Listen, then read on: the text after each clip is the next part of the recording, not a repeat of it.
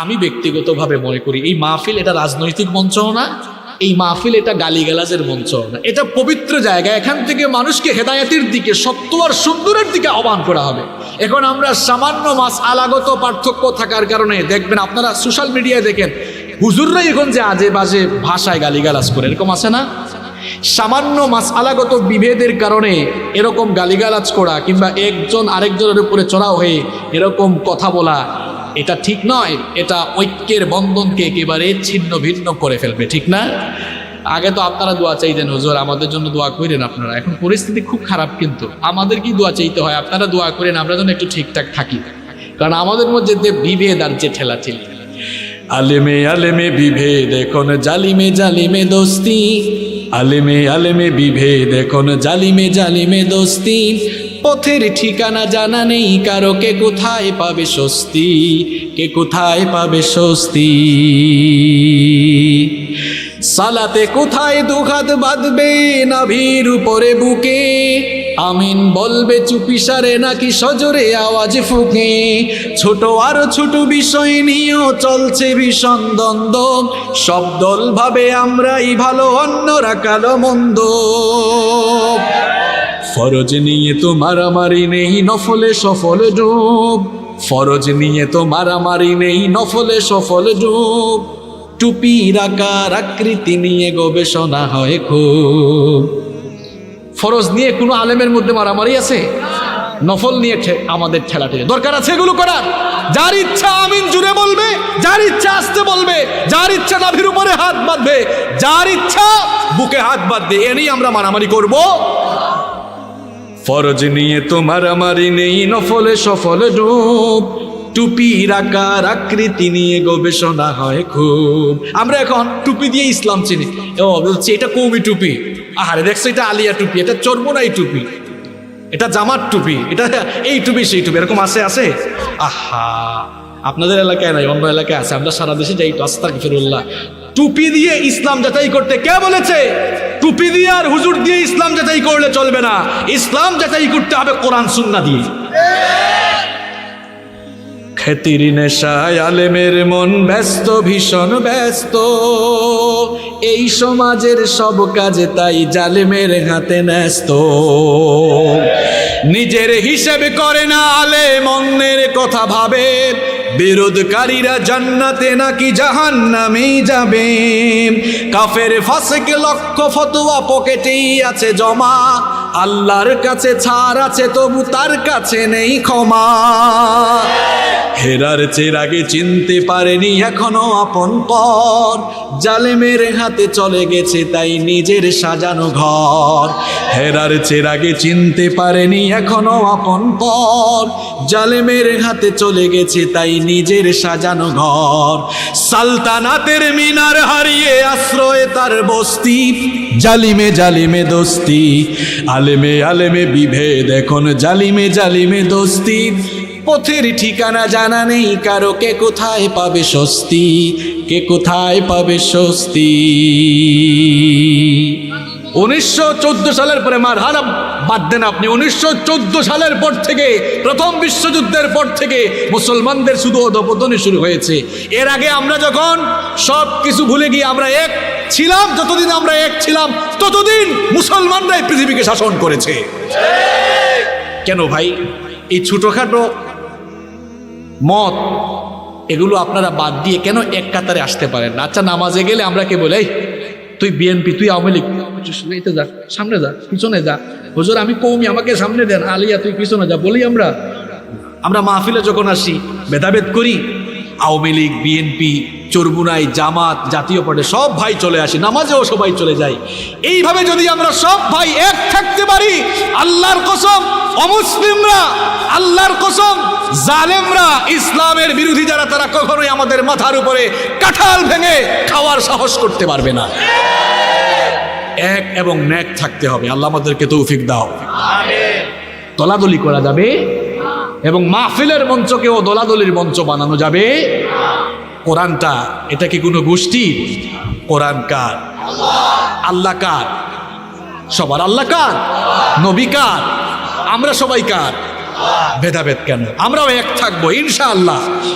এক ভাই আরেক ভাইকে গালি দিব না, পারবো তো? গালি দিলে জবানের হক নষ্ট হয়, আর জবানের হক নষ্ট হলে মানুষ কোথায় যায়? ওই প্রথম হাদিসটা মনে রাখবেন যে হুজুর আমাদেরকে আলোচনা শোনাইছিল, প্রথম হাদিসটাই, আজকের আলোচনার প্রথম হাদিসটাই কি ছিল? জবান যারা নাপাক করবে, অপব্যবহার করবে, হক নষ্ট করবে, কোথায় যাবে? আলোচনার 2 নম্বর হাদিস ছিল তার বিপরীত। আর যারা এটা হেফাজত করবে, নবীজি বলছেন আমি জিম্মাদার, আমি তার জন্য জিম্মাদার, আমি তারে নিয়ে জান্নাতে ঢুকবো। সুবহানাল্লাহ। জান্নাতে যেতে চাই তো সবাই। এই 3.5 হাত বডিতে আল্লাহ তাআলা কি যে দামি নিয়ামত দিয়েছেন।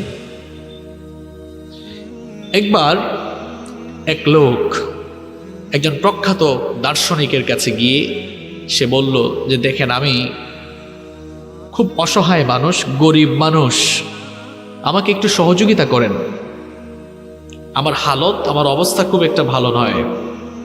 ওই আলেম, তিনি অনেক বড় মাপের আলেম, তিনি বললেন আচ্ছা তুমি কি সত্যিই গরিব? সে বলল হ্যাঁ আমি অনেক গরিব, টাকা পয়সা নাই, ঘর বাড়ি নাই, ঠিক মতো খেতে পারি না, অনেক গরিব আমি, আমাকে একটু সহযোগিতা করেন। ওই আলেম তখন বললেন, পুনরায় বললেন আসলেই কি তুমি গরিব? ওই লোকটি বলল আমার কথা কি আপনার বিশ্বাস হয় না? আমি তো বলছি আমি গরিব। তিনি তখন বললেন ঠিক আছে, তোমার যে 2টি চর্মচক্ষু রয়েছে, আমি তোমাকে 1 লক্ষ দিনার দিব। কত লক্ষ দিনার? শোনেন, 1 লক্ষ টাকা না, 1 লক্ষ দিনার। 1 লক্ষ দিনার বা দিরহাম তোমাকে দিব, তোমার 2টি চক্ষু আমাকে দিয়ে দাও। লোকটা বলল না, ইটস ইম্পসিবল, এটা আমার দ্বারা অসম্ভব, এটা তো টাকা দিয়ে, এটা টাকা দিয়ে কখনো এটাকে মূল্যায়ন করা যাবে না। ওই আলেম বললেন ঠিক আছে, চক্ষু না হয় না দিলে আমি তোমাকে 1 লক্ষ দিরহাম বা 1 লক্ষ দিনার দিব, তোমার 2টা হাত আমাকে দিয়ে দাও। সে বলল না। আলেম বললেন ঠিক আছে, তোমার 2টো পা দিয়ে দাও, 1 লক্ষ দিরহাম দিব। সে বলল না, এটাও দিব না। তখন আলেম তাকে প্রশ্ন করলেন, তোমার 3.5 হাত বডিতে হাজার হাজার কোটি টাকার সম্পদ থাকা সত্ত্বেও তুমি কিভাবে তোমাকে গরিব বলে দাবি করো? তুমি যদি গরিব বলো এটা আল্লাহর নাশুকরি হবে। সুতরাং অন্তত পক্ষে 3.5 হাত বডি তোমার সুস্থ থাকলে আল্লাহর শুকরিয়া আদায় করো যে তুমি অনেক ভালো আছো। অনেক মানুষ পঙ্গু, হাঁটতে পারে না, চলতে পারে না, খাইতে পারে না, চোখে দেখতে পারে না, এই নিয়ামত তোমার ভেতরে আছে, তুমি তো নিয়ামতের সাগরে ডুবে আছো, ঠিক কি না? এত নিয়ামত। এই জন্য আমি বলেছি আমাদেরকে আল্লাহ নিয়ামতের সাগরে ডুবিয়ে রেখেছেন, অথচ আল্লাহর নিয়ামত খেয়ে পড়ে সার্বক্ষণিক আমরা আল্লাহর সঙ্গে নাফরমানি করছি।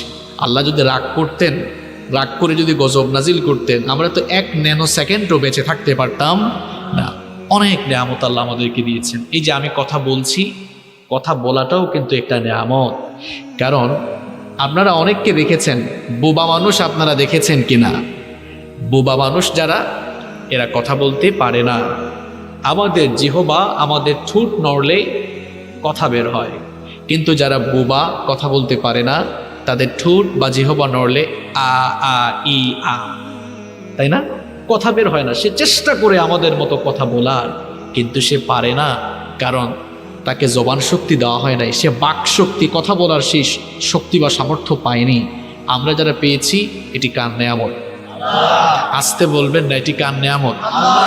তাহলে এই যে জবান, আমাদের যত পাপ, আল্লাহর সঙ্গে যত সীমালঙ্ঘন, নাফরমানি আর অবাধ্যতা হচ্ছে, গুনাহের সবচেয়ে বড় ইন্ডাস্ট্রি, সবচেয়ে বড় ফ্যাক্টরির নাম যদি জিজ্ঞেস করা হয়, সেই ফ্যাক্টরির নাম হলো মুখ।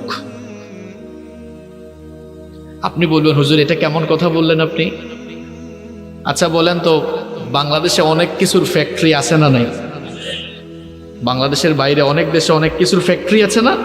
ফ্যাক্টরি থেকেই তো একটি প্রোডাক্ট সেখান থেকে ম্যানুফ্যাকচার হয়, উৎপন্ন হয়। তো এই যে গুনাহ করছে মানুষ, গোটা পৃথিবীতে মানুষ গুনাহ করছে, পাপ করছে। গুনাহ কিন্তু মানুষ বিভিন্ন জিনিস দিয়ে করছে, কিন্তু গুনাহের সবচেয়ে বড় ইন্ডাস্ট্রি, বড় ফ্যাক্টরির নাম কি? আপনারা বলবেন হুজুর কই, মুখ তো দিকে ছোট, এটা তো হাত দিয়ে ধরা যায়, এটা এত বড় হইলো কেমন? এটা সাইজ বুঝাচ্ছি না, বরং এটার কামাই, এটার অর্জন বুঝাচ্ছি। পৃথিবীতে বেশি গুনাহ হয় যে জিনিসটা দিয়ে, সে জিনিসটার নাম কি? গুনাহের পাহাড় তৈরি করে ফেলেছে মানুষ এই জবান দিয়ে। মিথ্যা বলছে, মুখ দিয়ে গীবত করছে, মুখ দিয়ে অপবাদ দিচ্ছে, মুখ দিয়ে হাজব্যান্ড ওয়াইফে ভাইয়ে ভাইয়ে গেঞ্জাম লাগিয়ে দিয়েছে, মুখ দিয়ে মানুষকে কটু কথা বলছে, মুখ দিয়ে মানুষের নাম ভাঙ্গাই দিচ্ছে, আলেম ওলামাকে গালি দিচ্ছে, এই জবান দিয়ে ইসলামের বিরোধিতা করছে। তাহলে জবান দিয়ে পাপ হচ্ছে নাকি হচ্ছে না? এই জবান এটি অনেক বড় নিয়ামত। এর সঠিক ব্যবহার করলে আল্লাহ তাআলা খুশি হবেন, কিন্তু এর অপব্যবহার আপনাকে জাহান্নামের দ্বার প্রান্তে নিয়ে যাবে। সাহাবী নবীজিকে জিজ্ঞেস করলেন, নবী গো, কোন আমল মানুষকে জাহান্নামে নিয়ে যায়?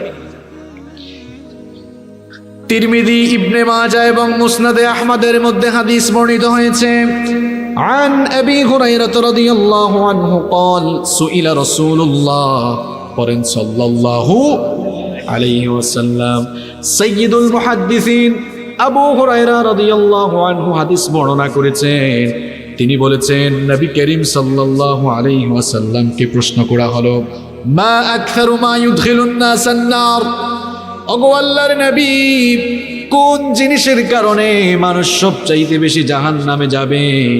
কোন জিনিসটার কারণে মানুষ জাহান্নামে ঢুকবে? আল্লাহর নবী বললেন, দুটো জিনিসের অপব্যবহারের কারণে সবচাইতে বেশি জাহান্নামে মানুষ ঢুকবে। জুড়ে বলেন কয়টা? আরো জুড়ে বলেন কয়টা? দুটো জিনিসের সঠিক ব্যবহার না করে মানুষ যখন এই দুটো জিনিসের অপব্যবহার করে মানুষ জাহান্নামের দিকে চলে যায়। সাহাবীরা বললেন, কোন দুটো জিনিসের অপব্যবহারের কারণে মানুষ জাহান্নামে যায়? নবীজি বললেন, এক নাম্বার হচ্ছে আল ফাম, এই মুখ, আর দুই নাম্বার হলো ওয়াল ফরাজ, লজ্জাস্থান। মুখ আর লজ্জাস্থান, এই দুটো জিনিসের অপব্যবহারকারীরা জাহান্নামে যাবে বলেছেন মুহাম্মদ সাল্লাল্লাহু। এই জবানের অপব্যবহার যদি আপনি করেন, জবানটাকে যদি নাপাক করে ফেলেন, এই জবান দিয়ে যদি আপনি আল্লাহর দ্বীনের বিরুদ্ধে, ইসলামের বিরুদ্ধে আপনি যদি কথা বলেন, এই জবানের হক যদি আপনি নষ্ট করেন, এই জবানের হক নষ্ট, আপনি যদি জবানের হক নষ্ট করে জবানের অপব্যবহার করেন, জাহান্নামে যেতে হবে। আর পক্ষান্তরে জবানের সঠিক ব্যবহার করলে খুব চমৎকার একটি সুসংবাদ দিয়েছেন নবীজি। নবীজি বলেছেন, বুখারীর হাদিস, নবীজি বলেছেন, মান ইয়াদমান লি মা বাইনা লাহইহি ওয়া মা বাইনা রিজলাইহি আদমানু লাহুল জান্নাহ। আল্লাহর নবী বলেছেন, যে ব্যক্তি তার মুখ আর লজ্জাস্থান এই দুটো জিনিসের হেফাজত করবে, এই দুটো জিনিসকে যারা আল্লাহর অবাধ্যতা থেকে রক্ষা করতে পারবে, হেফাজত করতে পারবে, এই মুখ আর লজ্জাস্থানের জিম্মাদারি যারা গ্রহণ করবে, কাল কিয়ামতের কঠিন দিনে আমি নবী নিজেই তাদের জন্য জান্নাতের জিম্মাদার হয়ে যাব। আপনারা আমার এই কথাটা শুনেন নাই বলে আসলে বুঝতে পারেন নাই। আমি অনেক দামি একটি কথা বলে ফেলেছি, আমি কথাটি আবারও রিপিট করছি যেহেতু আপনারা শোনেন নাই। আমার বাবারা, আমার ভাইরা শোনেন। আমরা প্রথমে একটি হাদিস শুনেছি যে জবানের অপব্যবহারকারীরা কোথায় যাবে? জাহান্নামে যাবে।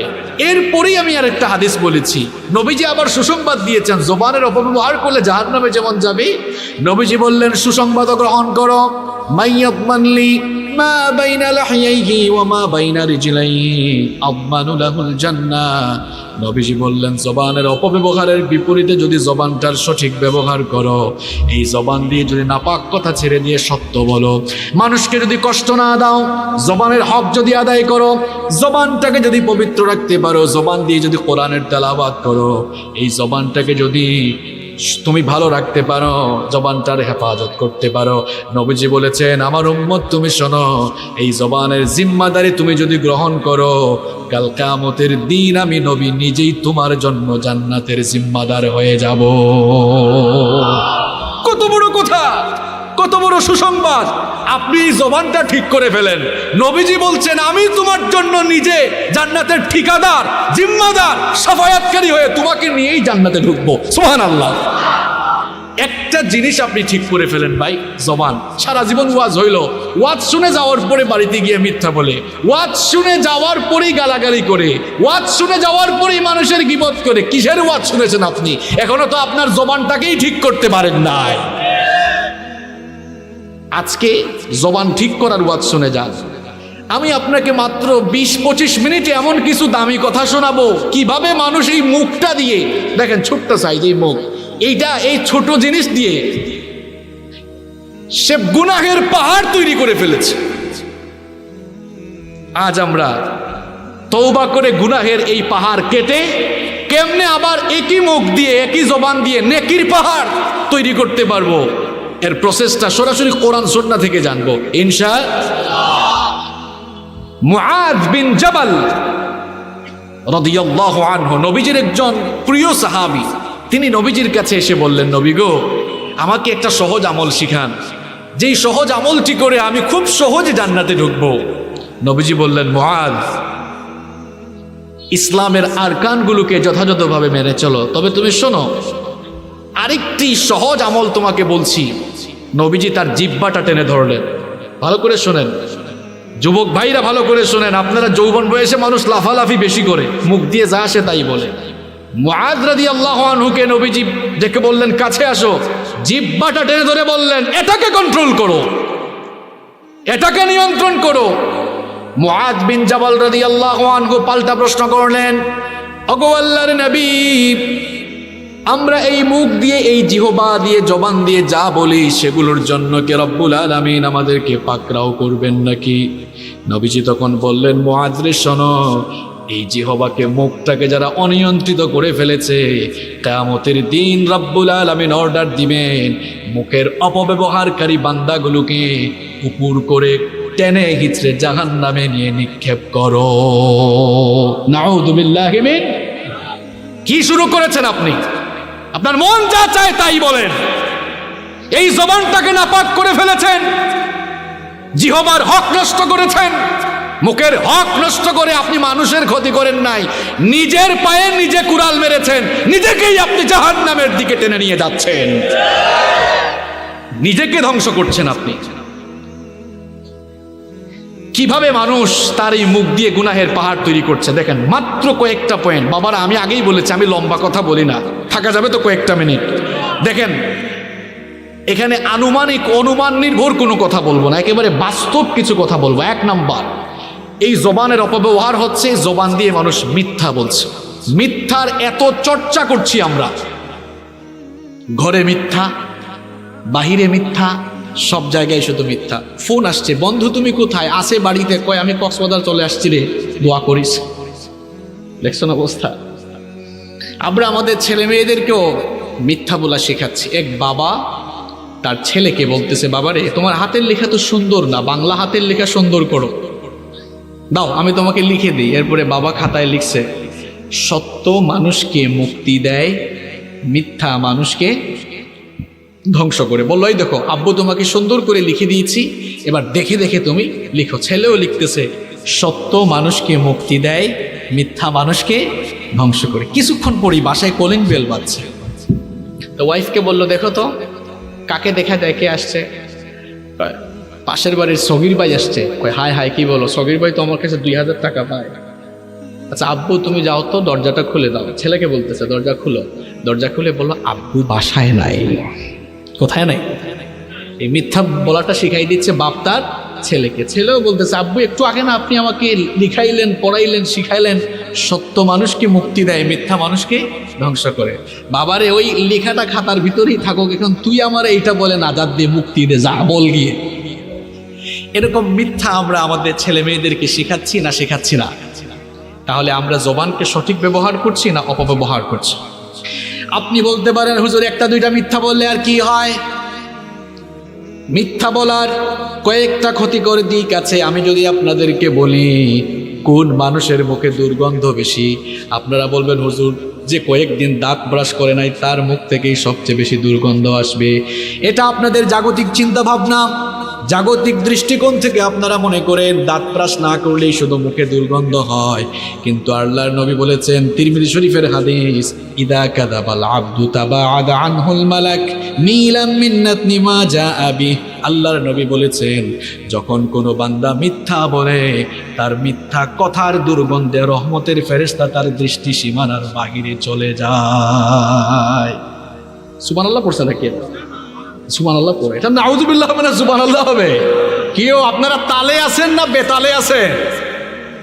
নবীজি বলছেন যখন কেউ মিথ্যা বলে তার মিথ্যা কথার দুর্গন্ধে ফেরেশতা, এখানে তো বলা হয়েছে মিলান মানে 1 মাইল, আবার অন্য রেওয়ায়াতে অন্য বর্ণনা এসেছে দৃষ্টি সীমানার বাহিরে রহমতের ফেরেশতা চলে যায়।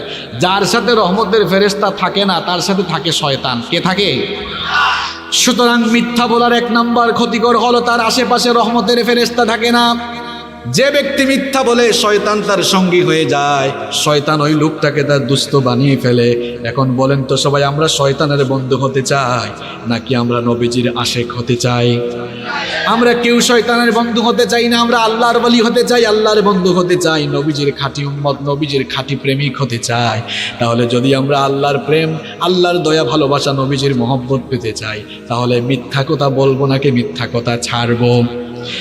মিথ্যা কথা বললে আপনার জবানের হক, জিহ্বার হক নষ্ট হবে, মুখে দুর্গন্ধ হবে, এমন দুর্গন্ধ রহমতের ফেরেশতা 1 মাইল, অন্য বর্ণনায় এসেছে দৃষ্টি সীমানার বাইরে চলে যায়।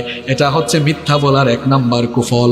আর মিথ্যা বলার সবচাইতে বড় কুফল হলো যখন মানুষ মিথ্যা বলে আর ইমানদার থাকে না, মুনাফিক হয়ে যায়। এটা মোল্লার কথা না, আল্লাহর কথা। কোরআনুল কারীমের 63 নম্বর সূরা সূরাতুল মুনাফিকুনের প্রথম আয়াতে রব্বুল আলামিন বললেন, ইযা জাআকাল মুনাফিকুনা ক্বালু নাশহাদু ইন্নাকা লারাসূলুল্লাহ ওয়াল্লাহু ইয়া'লামু إنك لرسوله والله يشهد إن المنافقين لكاذبون। আল্লাহ তাআলা বলছেন, ওগো আমার হাবিব, মুনাফিক মার্কা লোকেরা যখন তোমার কাছে আসে তারা বলে আমরা সাক্ষ্য দিচ্ছি তুমি আল্লাহর রাসূল। তুমি তাদেরকে জানিয়ে দাও আল্লাহ সাক্ষ্য দিচ্ছেন নিঃসন্দেহে তুমি আল্লাহর রাসূল। আর তাদেরকে এটাও বলে দাও ইন্নাল মুনাফিকিনা লাকাযিবুন, নিশ্চয়ই মুনাফিকেরা মিথ্যাবাদী। মুনাফিকের স্বভাব হলো কথায় কথায় মিথ্যা বলে। কথায় কথায় কি বলে? আবার হাদিসে এসেছে, নবীজি বলেছেন মুনাফিকের স্বভাব হলো ইদা হাদ্দাথা কাযাবা, কথা বলার সময় সত্য বলে নাকি মিথ্যা বলে? এখন বলবেন হুজুর মুনাফিক হলে কি হবে, মুনাফিকের পরিণতি কোথায়? এবার শোনেন, কাফের মুশরিকরা যাবে জাহান্নামে। বড় বড় কাফের যারা ছিল, যদি আপনাদেরকে জিজ্ঞেস করি পৃথিবীর বড় বড় কাফের কারা, আপনারা হয়তো আমার সাথে তাল মিলিয়ে বলবেন হুজুর নমরুদ, ফেরাউন, আবু লাহাব, আবু জাহাল, উতবা, শাইবা, হামান, সাদ্দাত, করুন, এরা হচ্ছে পৃথিবীর না একেবারে কুখ্যাত কাফের, সিলমারা কাফের। কোরআনে একেবারে সিল মেরে এদেরকে কাফের বলা হয়েছে। কিয়ামতের দিন এই বড় বড় কাফেরগুলোকে জাহান্নামের উপরের তলায় রাখা হবে। মুনাফিকগুলো ওই বড় বড় কাফেরদের চাইতেও এত খারাপ। ইন্নাল মুনাফিকিনা ফিদ দারকিল আসফালি মিনান নারি ওয়ালান তাজিদ লাহুম নাসীরা। কথাটা আমার না আল্লাহর। আল্লাহ তাআলা বলছেন কাফেরগুলো তো ভালো, এরা তো জাহান্নামের উপরে থাকবে। আর কথায় কথায় মিথ্যা বলে যারা মুনাফিকের ভাইরাসে আক্রান্ত হয়ে গেল, যারা মুনাফিকগুলো মরলে জাহান্নামের উপরের তলায় নয়, বরং জাহান্নামের সবচাইতে নিচে থাকবে। মিথ্যা যখন বলে ইমানদার থাকে না, মুনাফিক হয়ে যায়। কি হয়ে যায়? তাহলে মিথ্যা বলে মানুষ মুখ দিয়ে, তাহলে মিথ্যা বললে আমরা জবানটাকে অপব্যবহার করছি মিথ্যা বলে। আর মিথ্যা বলার কুফল বললাম কয়টা? 2টা। 1 নাম্বার মুখের দুর্গন্ধে রহমতের ফেরেশতা চলে যায়। 2 নাম্বার মিথ্যা বললে মানুষ, এরপরে 2 নাম্বার বললাম মিথ্যা বললে মানুষ মুনাফিক হয়ে যায়। আমরা কি মুনাফিক হয়ে মরতে চাই নাকি ইমানদার হয়ে? আস্তে বলবেন না, জোরে বলেন, কি হয়ে মরব? ইমানদার হয়ে যদি মরতে চাই তাহলে আজকে থেকে আমরা কি সিদ্ধান্ত নিব? আমরা সত্য কথা বলবো, মিথ্যা ছাড়বো। পারবো তো ইনশাল্লাহ? কথায় কথায় মিথ্যা বলা যাবে। তাহলে 1 নাম্বার বলছিলাম, মানুষ এই জিহ্বাকে অপব্যবহার, মুখের অপব্যবহার করছে। 1 নাম্বার কি বলে? সবাই বলেন, কি বলে? কষ্ট হচ্ছে বাবারা? 2 নাম্বার, মানুষ তার মুখ নষ্ট করছে, জিহ্বার হক নষ্ট করছে। এই মুখ দিয়ে অশ্লীল ভাষায় গালাগালি করে এক ভাই আরেক ভাইকে গালি দেয়, একজন আরেকজনকে ইচ্ছা মতো গালি দেয়। আবার গালি দিয়ে অনেকে অনেক সময় আরেকজনকে এসে বলে ভাই কামের কাম করছি, লোকটাকে একদম গালি দিয়ে শেষ করে ফেলছি। খুব গর্ব করে বড়াই করে। শুনেন, গালিবাদ যারা, মাঝে মাঝে গালি দেওয়ার স্বভাব যাদের আছে, এই হাদিসটা কান খাড়া করে শোনেন। যদি হাদিসটা বুঝতে পারেন জীবনে কোনোদিন আর আপনি গালি দিবেন না। আল্লাহর নবী বলেছেন, আল মুস্তাব্বানি মা ক্বালা ফাআলাল বাদি মিনহুমা মা লাম ইয়াতাদিল মাজলুম। তিরমিজি শরীফের হাদিস। আল্লাহর নবী বলেছেন, দুই ব্যক্তি যখন একজন আর একজনকে গালিগালাজ করে, তখন যে ব্যক্তি গালি দেয় তার অন্য ভাইকে যে সে গালিটা দিল, ওই গালিটা তার উপর না পড়ে যে গালিটা দিয়েছে গালিটা তার উপর পড়ে যায়। আপনি যে গালি দিলেন, মা বাপ তুলে অনেকে গালি দেয় না? ভাই দিছি রে, মারতে না পারলে কি হবে, অন্তত গালি দিছি, মানে খুব গর্ব করে। গালিটা যে দিলেন, গালিটা তার উপর পড়লো না আগে আপনার উপর পড়লো? ওই যে অবস্থাটা এমন, উদাহরণ দিচ্ছি, মানুষ বলে না উপরে থুতু মারলে কার উপর পড়ে? আপনি উপর দিকে থুতু মারছেন, থুতুটা কার উপর পড়বে? আরেকজনের উপর না আপনার উপরে? কথা কন না কেন, কার উপরে? মানুষ বলে না পানিতে কুড়াল মারলে কোথায় পড়ে? নিজের হাঁটুতেই পড়ে। তো গালি দিয়ে মনে করছেন খুব কামের কাজ করে ফেলেছেন। যুবক ভাইয়েরা শুনেন, এখন তো ফেসবুকে গালিগালাদের চর্চা হয় সবচাইতে বেশি। এটা গালি দেওয়ার প্ল্যাটফর্ম এখন হয়ে গেছে। আপনার যে মন যা চায় তাই মানুষকে গালিগালাজ করেন। অনেক সময় মরা মানুষকেও আমরা গালি দেই, অথচ নবীজি বলেছেন লা তাসুব্বুল আমওয়াত, মরা মানুষকেও গালি দিও না, কারণ সে কার জিম্মায় চলে গেছে। গালি দিচ্ছেন কেন? গালি দিয়ে তো নিজের লস করছেন আপনি। আর নবীজি বলেছেন সিবাবুল মুসলিমি ফুসুকুন ওয়া কিতালুহু কুফরুন, কোন মুসলমানকে হত্যা করা কুফরি, আর কোন মুসলমানকে গালি দেওয়া ফাসিকি। মুসলমানকে গালি দেওয়া কি?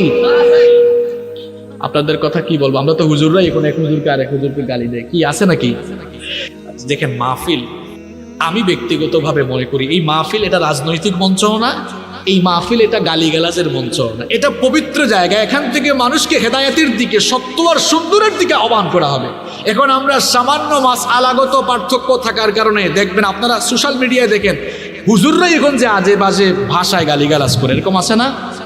সামান্য মাসআলাগত বিভেদের কারণে এরকম গালিগালাজ করা কিংবা একজন আরেকজনের উপরে চড়াও হয়ে এরকম কথা বলা, এটা ঠিক নয়। এটা ঐক্যের বন্ধনকে একেবারে ছিন্ন ভিন্ন করে ফেলবে, ঠিক না? আগে তো আপনারা দোয়া চাইতেন, হুজুর আমাদের জন্য দোয়া করেন আপনারা। এখন পরিস্থিতি খুব খারাপ, কিন্তু আমাদের কি দোয়া চাইতে হয়, আপনারা দোয়া করেন আমরা যেন একটু ঠিকঠাক থাকি।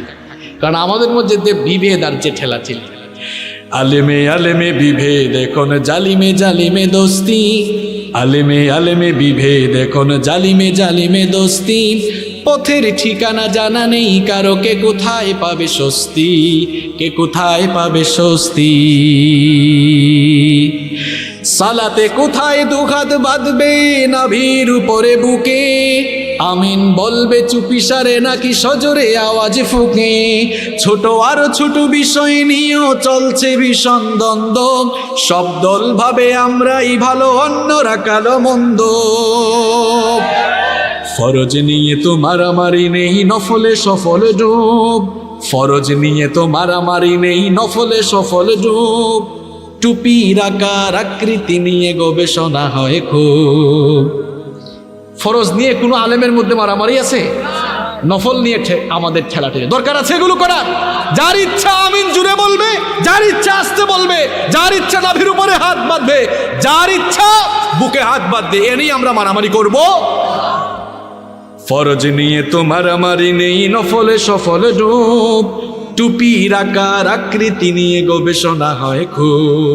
আমরা এখন টুপি দিয়ে ইসলাম চিনি, ও বলছি এটা কৌমি টুপি, আহারে দেখছো এটা আলিয়া টুপি, এটা চর্মনাই টুপি, এটা জামার টুপি, এটা এই টুপি সেই টুপি, এরকম আছে? আহা, আপনাদের এলাকায় নাই, অন্য এলাকায় আছে, আমরা সারা দেশে যাই তো। আস্তাগফিরুল্লাহ। টুপি দিয়ে ইসলাম যাচাই করতে কে বলেছে? টুপি দিয়ে আর হুজুর দিয়ে ইসলাম যাচাই করলে চলবে না, ইসলাম যাচাই করতে হবে কোরআন সুন্নাহ দিয়ে। খ্যাতির নেশায় আলেমের মন ব্যস্ত, ভীষণ ব্যস্ত, এই সমাজের সব কাজে তাই জালেমের হাতে ন্যস্ত,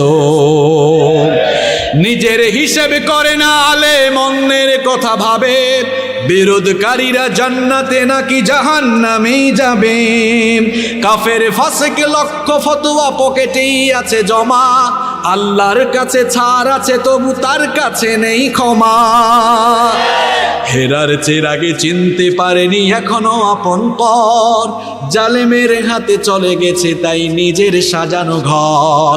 হেরার চেরাগে চিনতে পারেনি এখনো আপন পর, জালেমের হাতে চলে গেছে তাই নিজের সাজানো ঘর। সালতানাতের মিনার হারিয়ে আশ্রয়ে তার বস্তি, জালিমে জালিমে দোস্তি, আলেমে আলেমে বিভেদ এখন জালিমে জালিমে দোস্তি। পথের ঠিকানা জানা নেই কারো, কে কোথায় পাবে স্বস্তি, কে কোথায় পাবে স্বস্তি। 1914 সালের পরে মারহালা বাদ দেন আপনি। 1914 সালের পর থেকে, প্রথম বিশ্বযুদ্ধের পর থেকে মুসলমানদের শুধু অধঃপতনই শুরু হয়েছে। এর আগে আমরা যখন সব কিছু ভুলে গিয়ে আমরা এক ছিলাম, যতদিন আমরা এক ছিলাম ততদিন মুসলমানরাই পৃথিবীকে শাসন করেছে। কেন ভাই এই ছোটখাটো মত এগুলো আপনারা বাদ দিয়ে কেন এক কাতারে আসতে পারেন না? আচ্ছা, নামাজে গেলে আমরা কে বলে, তুই বিএনপি, তুই আওয়ামী লীগ, যা সামনে যা, পিছনে যা, হুজুর আমি কওমি, আমাকে সামনে দেন, আলিয়া তুই পিছনে যা বলি। আমরা মাহফিলে যখন আসি ভেদাভেদ করি, আওয়ামী লীগ, বিএনপি, চরমুনাই, জামাত, জাতীয় পার্টি সব ভাই চলে আসি, নামাজেও সবাই চলে যায়।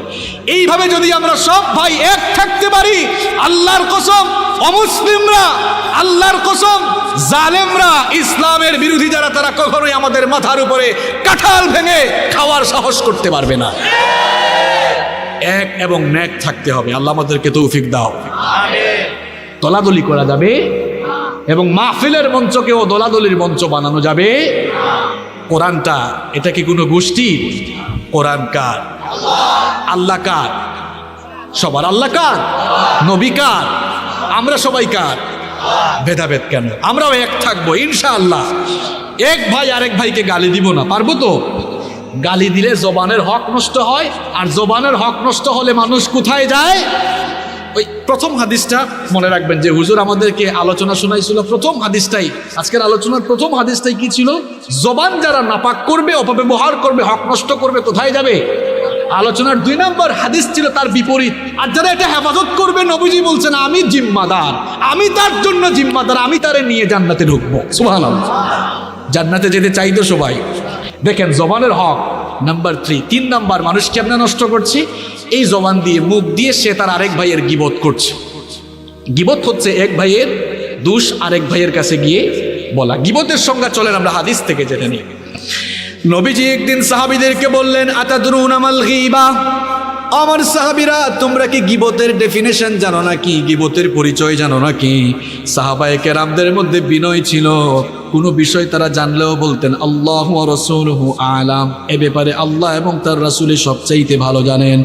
তারা এই কথা বললেন। নবীজি তখন বললেন, গিবত হচ্ছে যিকরুকা আখাকা বিমা ইয়াকরাহু, তোমার ভাইয়ের এমন কথা তুমি আরেকজনকে বলবে যা সে শুনলে মন খারাপ করবে, সে এটা অপছন্দ করবে।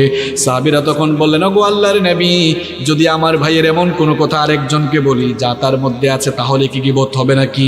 আল্লাহর নবী বললেন, তুমি যা বলেছো তা যদি তার মধ্যে থাকে তাহলে সেটা গিবত হবে, আর যদি না থাকে তাহলে তুমি তাকে অপবাদ দিলে। কি দিলে? আল্লাহর নবী বললেন, খবরদার, সাবধান, আল গীবাতু আশাদ্দু মিনাজ জিনা, জিনার চাইতেও গিবত হচ্ছে মারাত্মক। সাহাবায়ে কেরাম বললেন, ওগো আল্লাহর নবী, জিনা তো অনেক বড় অপরাধ, জিনার চাইতে গিবতটা মারাত্মক হয় কেমনে? আল্লাহর নবী বললেন, জিনা করার পর বান্দা আল্লাহর কাছে তওবা করলে আল্লাহ মাফ করে দিতেও পারেন, কিন্তু কোনো মানুষ যখন কারো গিবত করে, এটা মানুষের হাক্কুল ইবাদ নষ্ট করে। যার গিবত করেছে সে যদি মাফ না করে কাবা শরীফের ইমামের কাছে গিয়েও আর মাফ পাওয়া যাবে না, এমনকি আল্লাহ কবুল করবেন না ততক্ষণ। যার গিবত করা হয়েছে সে মাফ করবে না যতক্ষণ। ঠিক তো বললেন ভাই? সকালবেলাই তো গিবত শুরু করেন। এই যে এলাকায় এলাকায় চায়ের দোকান আছে, এটা বাংলাদেশের 2nd পার্লামেন্ট। কারণ ওখানে দোকানদার, চায়ের দোকানদার যে আছে, সে স্পিকারের ভূমিকায় থাকে, আর যারা আসে তারা সবাই সাংসদের ভূমিকায় অবতীর্ণ হয়ে চায়ের কাপে টুনুর টুনুর শব্দ লাগায়, ঝনঝনানি শব্দ, আর কোথায় কে কি করে সব হাবিজাবি কথা এখানে হয়। কি বলেন, এরকম হয় কি হয় না? আচ্ছা, গিবত করে লসটা কার হচ্ছে? দেখছেন আমরা এই মুখ দিয়ে কিভাবে নিজের এত ক্ষতি করতেছি। আহা, আমরা তো অনেক সময় অনেক হুজুরের বিরুদ্ধে বলি, এই হুজুরটা এমন। আপনি কি হুজুরকে কাছে গিয়ে দেখছেন কখনো হুজুরটা কেমন? এরকম বলে বলে নিজের লস কেন করছেন? নবীজি বলছেন, আমি মেরাজের রাতে যখন মেরাজে গেলাম, লক্ষ্য করলাম কিছু লোক তাদের হাতের নখ পিতলের তৈরি নখ দিয়ে নিজেদের মুখ, নিজেদের চেহারার মাংসগুলোকে তারা ছিন্ন ভিন্ন করছে। নবীজি বললেন, ওগো জিবরিল, এই লোকগুলো কারা? এরা কি কারণে তাদের নখ দিয়ে নিজেদের চেহারাগুলোর মাংসগুলো ছিন্ন ভিন্ন করছে? জিবরিল তখন বললেন, এই লোকগুলো এরা মরা ভাইয়ের গোশত খেত, অর্থাৎ এরা তাদের ভাইয়ের গীবত করত, এই জন্য আল্লাহ তাআলা তাদের জন্য এমন শাস্তির ব্যবস্থা করেছেন। নাউযু বিল্লাহি মিন। আমার ভাইরা, আমার বাবারা, গীবত করবো আমরা? ছেড়ে দিব তো ইনশাআল্লাহ? আমরা আমাদের জবান পবিত্র রাখবো। আল্লাহ তৌফিক দান করেন। কষ্ট হচ্ছে আপনাদের? এই তো আমরা কিন্তু শেষ দিকে চলে এসেছি, আমি কষ্ট দিব না। নাম্বার 4, আমরা এখন কিন্তু আলোচনা আজকে 2 পার্ট। কয় পার্ট? প্রথম পার্ট, কেমনে মুখ দিয়ে গুনাহের পাহাড় তৈরি হয়। দ্বিতীয় পার্ট একটু পরে শুরু হয়ে যাবে, কেমনে আবার মুখ দিয়ে নেকির পাহাড় তৈরি করা যায়। শুনবো তো ইনশাআল্লাহ? 4 নাম্বার, এই মুখ দিয়ে আমরা দ্বিমুখী কথা বলি। দ্বিমুখী কথা, এক এক সময় এক এক কথা। মাহফিলে যখন আসলো, ইমানদারের বেশ ধরে আসলো, ভালো ভালো কথা বলল। আবার মাহফিল থেকে গিয়ে যখন নাচ গানের আসরে গেল, তখন নাচ গানওয়ালাদের পক্ষে বলল, এই যে মানুষ একটা কিন্তু তার মুখ বা জিহ্বাকে ব্যবহার করলো কয় দিকে। এইরকম দ্বিমুখী নীতি যাওয়ার অবলম্বন করবে, নবীজির ভাষায় এরা মুনাফিক, এরাও জাহান্নামের নিচের তলায় থাকবে এবং এরাও তাদের জবানের হক নষ্ট করে নিজেদেরকে জাহান্নামী বানাচ্ছে। নাম্বার 5 নম্বরে মানুষ কিভাবে তার জবানের হক নষ্ট করছে। মানুষ তার এই জবান দিয়ে, তার মুখ দিয়ে চুগলখুরি করছে। চুগলখুরি মনে হয় এই পেকুয়া এলাকায় নাই, আছে মানে চুগলখুরি না থাকলে কি ঘরে ঘরে এত অশান্তি, এত আগুন জ্বলে, ভাইয়ে ভাইয়ে এত মারামারি? চুগলখুর কারা? একজনের কথা আরেকজনের কাছে গিয়ে লাগায়। এমনকি মাহফিল নিয়েও এখন চুগলখুরি শুরু হয়েছে। এমন চুগলখুর হয়েছে, গিয়ে বলে যারা মাহফিলের আয়োজন করেছে এরা কিন্তু এইটা করে, ওইটা করে, ওই পার্টি, হুজুরটাও কিন্তু মনে হয় ওই পার্টির। এই যে চুগলখুরি করে মাহফিল বন্ধ করে আছে না নাই? অথচ মাহফিলটাকে কোনো দলের নাকি আল্লাহর। মাহফিলে আমরা যারা কথা বলি, আমরা কি নিজেদের কথা বলি না আল্লাহ রাসূলের কথা বলি? এই যে আমি প্রায় আধা ঘন্টা দুপুরে বক্তব্য রাখছি, আমি কি হিংসা বিদ্বেষ ছড়াচ্ছি নাকি? আমি কথাগুলো বলছি কার? এখানে আমরা আল্লাহর কথা বলি, রাসূলের কথা বলি। এই জন্য আমি প্রায় জায়গায় বলি, আল্লাহ রাসূলের কথা যাদের ভালো লাগে না, কোরআন হাদিসের কথা যাদের ভালো লাগে না, মাহফিলের বিরোধী হয় তারা। আবার অনেক সময় স্লিপ দিয়ে বলে, হুজুর আপনি কিন্তু কোরআন থেকে কথা বলবেন। বেটা, কোরআন থেকে কথা বললে তোর কাপড় চোপড় ঠিক থাকবে? কারণ কোরআন সুদের পক্ষে না বিপক্ষে? কোরআন জুলুমের পক্ষে না বিপক্ষে? এই জন্য ডিরেক্ট বলে ফেলে, হুজুর কিসসা কাহিনী বলেন, কোরআন হাদিস বললেন না। কারণ কোরআন হাদিস বললেই সত্য কথাগুলো মানুষের সামনে বলতে হবে, ঠিক কি না? তাহলে এই জবানের হক মানুষ কেমনে নষ্ট করে দেখেন। চুগলখুরি করছে। আল্লাহর নবী বললেন, লা ইয়াদখুলুল জান্নাতা নাম্মাম, চুগলখুর কখনো জান্নাতে ঢুকতে পারবে না। চুগলখুরের জন্য জান্নাত হারাম করেছেন কে? আবু লাহাব। তার বউয়ের নাম কি? হ্যাঁ, মাশাআল্লাহ, উম্মু জামিল, হাম্মালাতাল হাতাব। আল্লাহ সূরা লাহাবে ওই মহিলার বৈশিষ্ট্য, ওই মহিলার যে কুকীর্তিগুলো ছিল তা বলছেন সে কাঠ বহনকারিনী। মুফাসসিরগণ হাম্মালাতাল হাতাবের 2টো ব্যাখ্যা দিয়েছেন। কয়টা ব্যাখ্যা? 1 নম্বর ব্যাখ্যা, যদি সরাসরি অনুবাদে চলে যান, আল্লাহ বলেছেন সে ছিল কাঠ বহনকারিনী। মুফাসসিরগণ বলেছেন ওই মহিলা রাতের বেলা জঙ্গল থেকে কাটায় এনে নবীজির ঘরের সামনে রাখতো নবীজিকে কষ্ট দেওয়ার জন্য, এই জন্য আল্লাহ তাকে বলেছেন কাঠ বহনকারিনী। আর অন্য অর্থে মুফাসসিরগণ বলেছেন এটা রূপক অর্থে বলা হয়েছে কাঠ বহনকারিনী, কারণ কাঠ দিয়ে কি জ্বালানো হয়? কথা বলেন, কি জ্বালানো হয়? তো এই মহিলা কথার আগুনে মানুষের চুগলখুরি করে, একজনের কথা আরেকজনের কাছে বলে মানুষে গ্যাঞ্জাম সে কি করতো? লাগাই দিত, যার কারণে ঘরের মধ্যে ভাইয়ে ভাইয়ে অশান্তির আগুন জ্বলতো। এই জন্য রূপক অর্থে বলা হয়েছে হাম্মালাতাল। তাহলে এই অর্থে আমরা বলতে পারি যে চুগলখুর আর চুগলখুরনি যারা, আবু লাহাবের বউয়ের বান্ধবী আর বন্ধু তারা, ঠিক কি না? আমরা কি নবীর বন্ধু, আল্লাহর বন্ধু হব, না আবু লাহাবের বউয়ের বন্ধু বান্ধবী হব? তাহলে চুগলখুরি করা যাবে? ছেড়ে দিব তো আমরা? পেছনের এরা ঘুমায় না, হুজুর বলতেছি না দেখি করার নিয়ত, এরকম আছে নাকি ভাই? নিয়ত আছে? এটা তাকবীর জন তো মনে হয় ঘুমাই গেছে, তাহলে সবার ঘুম ছুটে যাবে। লিল্লাহি তাকবীর। আসলে কষ্ট হওয়ারই তো কথা, অনেক আগ থেকে আলোচনা শুরু হয়েছে, আমরা শেষ করে ফেলবো তাড়াতাড়ি ইনশাআল্লাহ। দেখেন শেষ নাম্বার 6, এই জবানের অপব্যবহার মানুষ কেমনে করতে। 6 নাম্বার, এই জবান দিয়ে মানুষকে কষ্ট দেয়, কটু কথা বলে, খুঁটা দেয় মানুষকে, এরকম আছে? আল্লাহর নবী বলেছেন যে তার জবান দিয়ে তার আরেক ভাইকে কষ্ট দেয়, সে এখনো মুসলমানই হতে পারে নাই। বুখারী এবং মুসলিম শরীফের হাদিসে নবীজি বলেছেন, আল মুসলিমু মান সালিমাল মুসলিমুনা মিন লিসানিহি ওয়া ইয়াদিহি। আল্লাহর নবী বলেছেন সেই হলো মুসলমান, আসল মুসলমান, যেই লোকটার মুখ আর জিহ্বা থেকে অন্য মুসলমানরা নিরাপদ থাকে, যার মুখ এবং হাতের অনিষ্ট থেকে অন্য মুসলমান নিরাপদ থাকে। আপনি তো মুখ দিয়ে খালি মানুষকে কষ্ট দেন, গালি দেন, কটু কথা বলেন, কষ্টদায়ক কথা আপনি বলেন, এরকম বলে কিনা মানুষ? বলে। আমরা অনেকেই আছি 5 ওয়াক্তের নামাজি, ভালো করে শুনেন, অনেক নামাজি মানুষ আছে খিটখিটা স্বভাবের, অনেক নামাজি মানুষও কষ্টদায়ক কথা বলে, তার জবানটা ঠিক নাই, এরকম আছে না নাই? দেখবেন নামাজ পড়ে কিন্তু তার জবানটাকে ঠিক রাখতে পারে নাই, হজ করে, বাইতুল্লাহ যায়, ওমরা করে, যাকাত দেয়, এই ধরনের কিছু মানুষও আছে জবান দিয়ে মানুষকে কষ্ট দেয়। নবীজি সাহাবীদেরকে নিয়ে বসে আছেন, কিছু সাহাবীরা বললেন, ওগো আল্লাহর নবী, এক মহিলা ইন্তেকাল করেছে, ওই মহিলা বড় নামাজি ছিল, ওই মহিলা যাকাতও দিত, ওই মহিলা দান সদকাও করত, কিন্তু মহিলার মুখের কথা দ্বারা তার প্রতিবেশী আশপাশের মানুষ কষ্ট পেত। আল্লাহর নবী সাহাবীদেরকে বললেন, আমার সাহাবীরা শোনো, যতই সে নামাজি হোক না কেন, যতই সে যাকাত দাতা, যতই সে দান সদকাকারী, আর যতই রোজাদার হোক না কেন, জবানের হেফাজত না করার কারণে হিয়া ফিন্নার, ওই মহিলা আল্লাহর জাহান্নামে যাবে। ভালো করে শুনেন, জবানটা কত গুরুত্বপূর্ণ বিষয়। আবার সাহাবীরা বললেন, ওগো আল্লাহর নবী, আরেক মহিলা মারা গিয়েছে, খুব বেশি নামাজি ছিল না, খুব বেশি নামাজ পড়তো না, খুব বেশি রোজাদার ছিল না, খুব বেশি দান সদকা করতো না, কিন্তু তার জবানটা বড় পবিত্র ছিল, জবান দিয়ে কাউকে কষ্ট দিত না, ভাই বোনকে, মা বাপকে কষ্ট দিত না, প্রতিবেশীকে কষ্ট দিত না।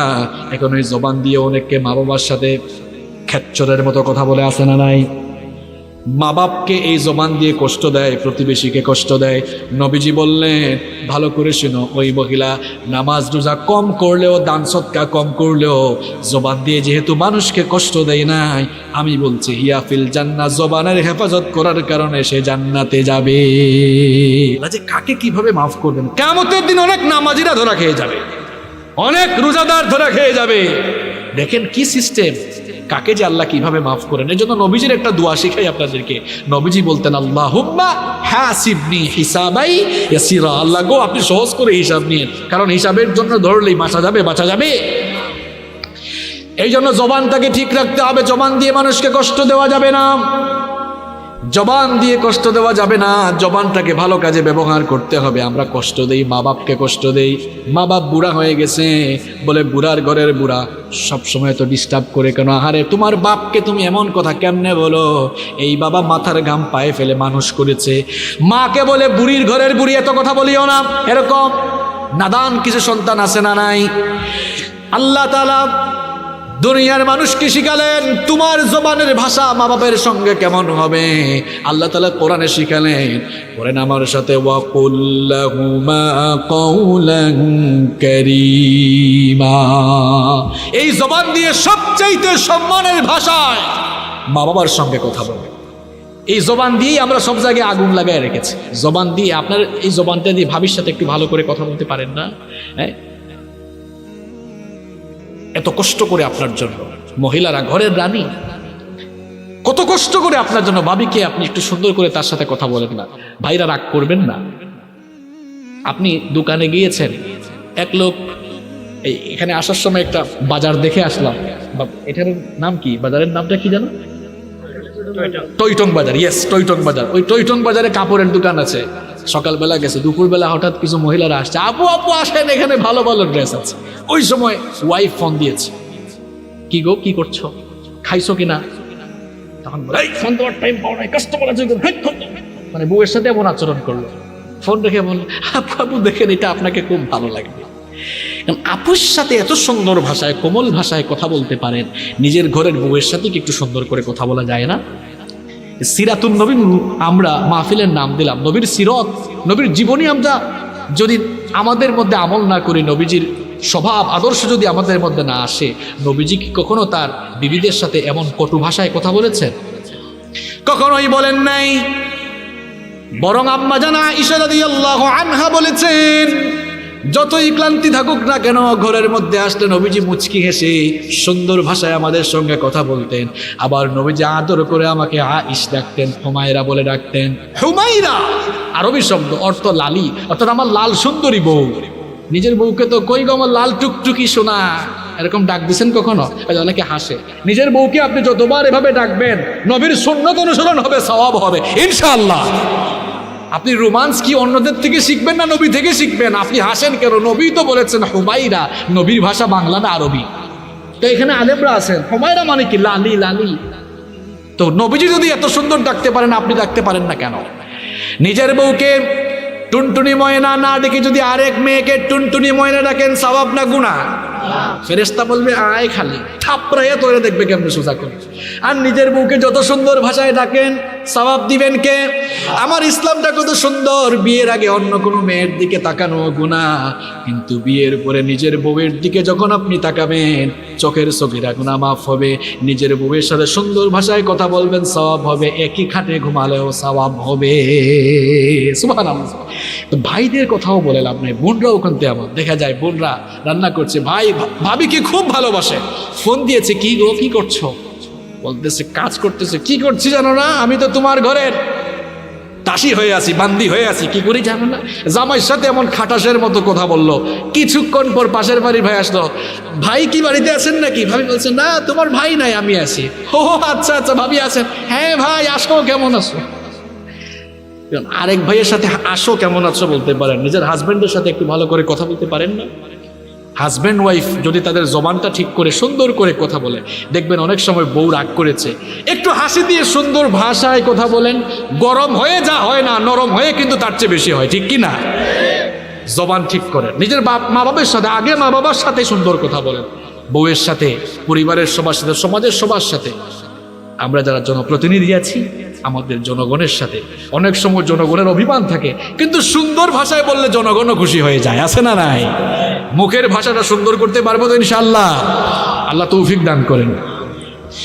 জবানের অপব্যবহার আমরা কেমনে করছি? 7 নাম্বার দেখেন, জবান দিয়ে যাচাই বাছাই না করেই কথা বলে। অনেক মানুষ শোনা কথা বলে বেড়ায়, এরকম মনে হয় পেকুয়াতে নাই আছে। মানে এই স্বভাব বাঙালির ভেতরে আরো সবচাইতে বেশি আছে। একজন মানুষ জীবিত থাকায় অবস্থায় এই বাংলাদেশের মানুষরাই শত শত বার মেরে ফেলার রেকর্ড আছে। কেমনে?